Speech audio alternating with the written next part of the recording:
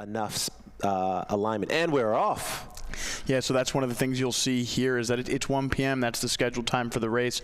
The referee said, good enough. Yeah. Time for you guys to go. Yeah. And we are off here again. We have Georgia Tech, Bowdoin, Army, and Pittsburgh. Look for Bowdoin to put their mark on this race after winning the time trial yesterday. Yeah, Army off to a good start here, hanging right in there, and we have some geese making their way through the course. It's kind of nice to see, you know, the wildlife here. You know, just not too worried about the rowing that's going on. The Jefferson Dadville Wildlife Regatta.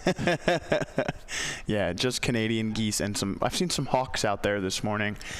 So, you know, keep an eye out for that. I don't think they like to get too involved, though. Yeah. So here we go. We're into the race now. We'll see if this crews start to settle in this women's freshman Novice 8 for the Sarah Vaughn Trophy. So we have the crews sort of settling into their base rhythms, and we'll see what happens now. That Army crew is hanging in there.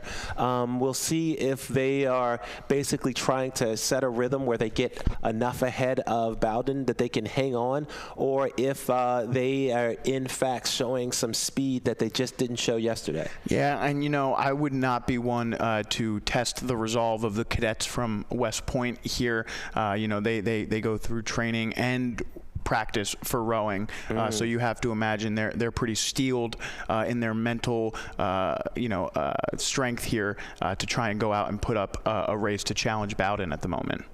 Yeah, this is going to be a pretty good race. It looks like Army so far is holding in there, and as you say, not only they're training as cadets, but they're training on the water. We'll see if that comes into play here as their fitness is tested by this Bowdoin crew.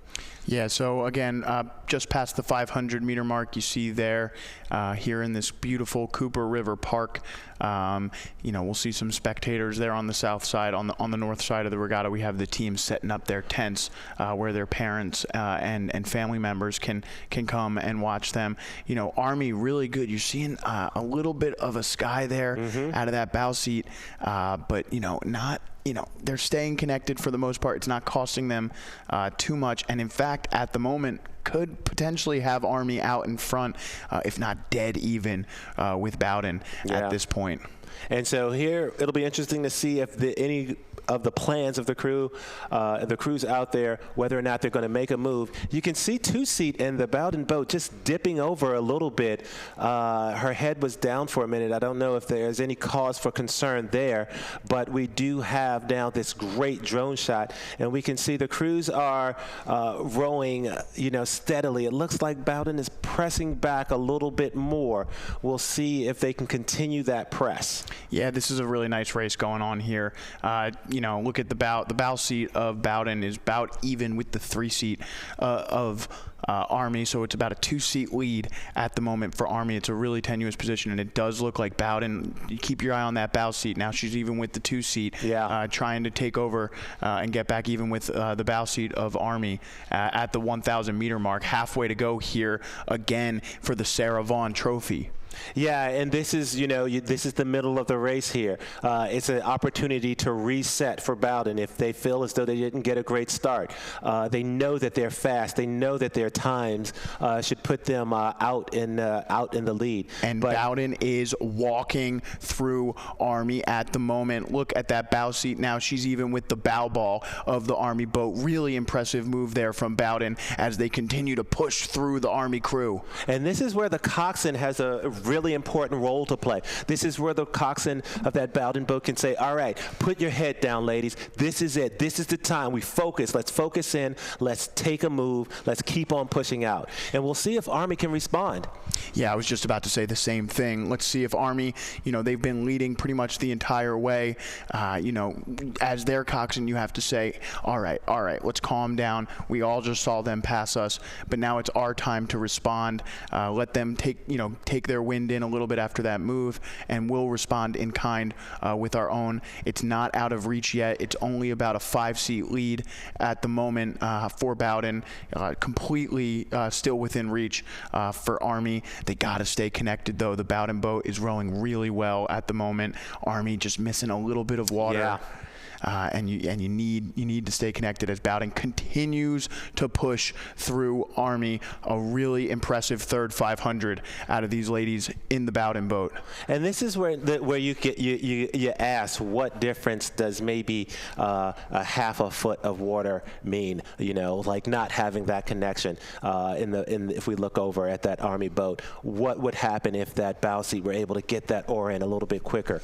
Oh my goodness! You know, see a little bit of tilt over to the side there. If those type of things, those are the small things that happen, and you have to be on top of your game when you have a boat that's shown that they can be maybe 10 seconds quicker, 5 seconds quicker in a time trial. Yeah, so, you know, Army's putting up a really valiant effort. They definitely, their coach is going to have to be proud of the plan that they executed. 100%. Because I'm sure, or he or she told them to go out there and try and win the race in the first 1,000 meters. They did that. Yeah. And, you know, unfortunately, this Bowden boat is just a really strong technical crew, and it's showing. For freshman rowers, they look really, really solid.